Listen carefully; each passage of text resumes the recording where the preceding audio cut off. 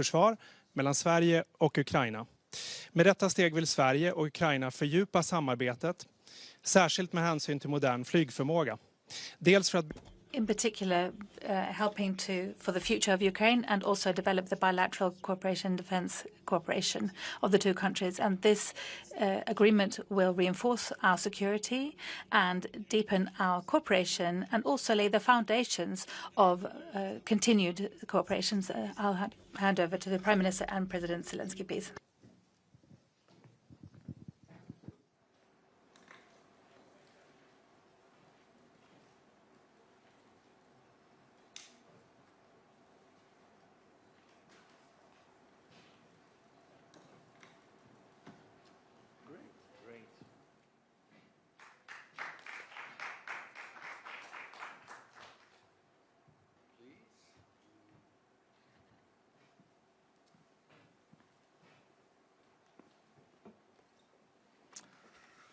If you prefer, you can use that.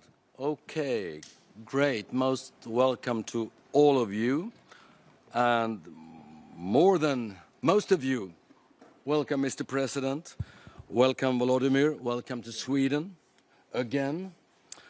We meet here today in Linköping for bilateral cooperation reasons, and we meet in Brussels tomorrow for European cooperation. That says something about the intensity of all the discussions and all the cooperation between Sweden and Ukraine.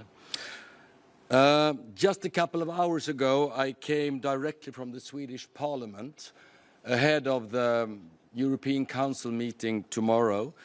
And I just want you to know that, as in every democracy, we have quite often different opinions about many things in the Swedish Parliament, but not on Ukraine and not on the support for Ukraine. So in Sweden, we stand very united behind you and behind the Ukrainian people.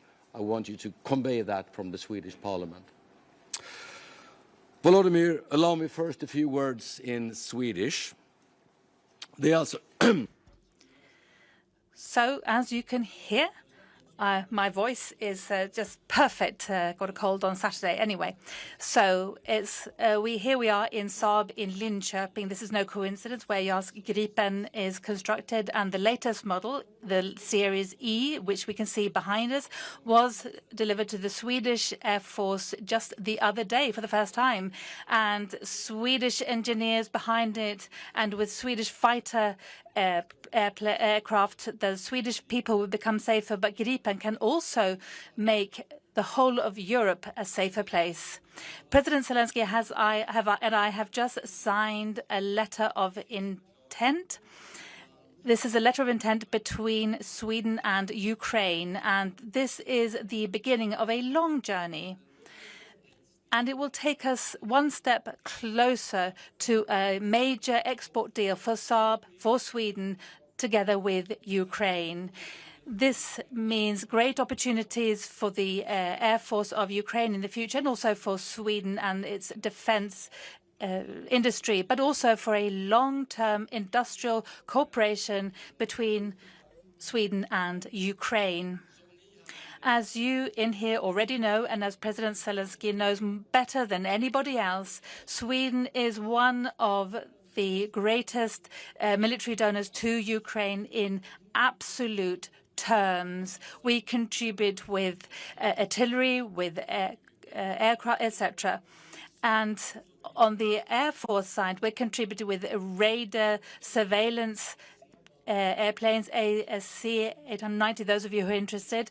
And these are aircraft which reinforce the ability in the older Western aircraft which are now operating in Ukraine. We also contribute with equipment and training.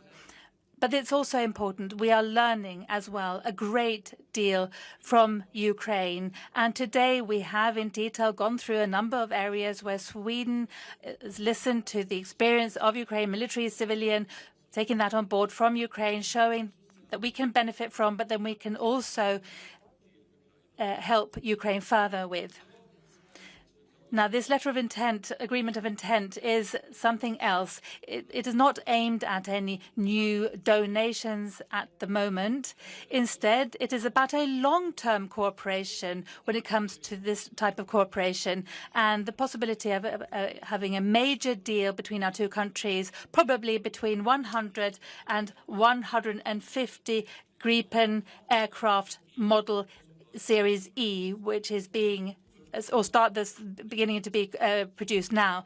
And this is to build a very strong air force in Ukraine. It would then be part of the growing family using this unique, very flexible fighter system. And this agreement is a clear, mutual statement of will, and it is the beginning of a long journey for the next 10, 15 years. And this long-term ambition doesn't mean to say that we don't understand the great needs in place today to support Ukraine continued against Russia in the war of aggression. Now, for the last few years, Russia has aggressively attacked Ukraine partly against Ukraine's very brave soldiers, but also hospitals, preschools, schools, playgrounds. Children are killed and are taken to Russia against the will of the families. This is a brutality without any limits at all. And instead of putting pressure on Ukraine, the whole world should be putting pressure on Russia. The free world must now increase political, financial, military pressure on President Putin to put an end to this brutal war. From today, we're going to continue working together with Sweden and Ukraine and other partners as well. We're going to work very hard to try to look at different possibilities for long-term funding of Ukraine defense capabilities. And the point of departure is good, let me say. We're all in agreement that a strong Ukraine with a strong defense in place, this is the best long-term protector, not just for Ukraine, but also for all other European nations. And our ability to protect our airspace is, of course, of decisive importance. One important step in this direction may be taken already tomorrow, when the question about frozen Russian assets is going to be discussed once again at the European Council. And it's no coincidence that later this evening we are both flying down to Brussels. Now, even after the war, a long-term funding will be required for the reconstruction of Ukraine and also for their military defense systems. And this issue is naturally also decisive as regards the preconditions for the deal that we are now signing this agreement about. Lastly, Sweden has a proud history of being a world leader when it comes to fighter aircraft. The older generations told us about J-29, J-22, the Lancet, G-35, the Dragon, J-77 Viggen, and now JAS-39 Gripen. This is a unique history and background of our capabilities that we have built up in this country. Few NATO countries have this capacity. And the new aircraft that you can see behind me and President Zelenskiy right now is not just a source of pride for us in Sweden and for Linköping. It is also part of the unique Swedish ability that may help support the security of Sweden, of Ukraine, of Europe. And this is what it's really all about. Step we're taking today through this Swedish-Ukrainian letter of intent creates the necessary preconditions for a major export deal on the Gripen fighters between our two countries. If we succeed, it will contribute to increased security in our part of the world and will strengthen both Ukraine and Sweden. We fully realize it's a long road ahead of us. But from today, we are committed to exploring all the possibilities in providing Ukraine with a large amount of Gripen fighters in the future. And with that, Over to you, Mr. President. Thank you.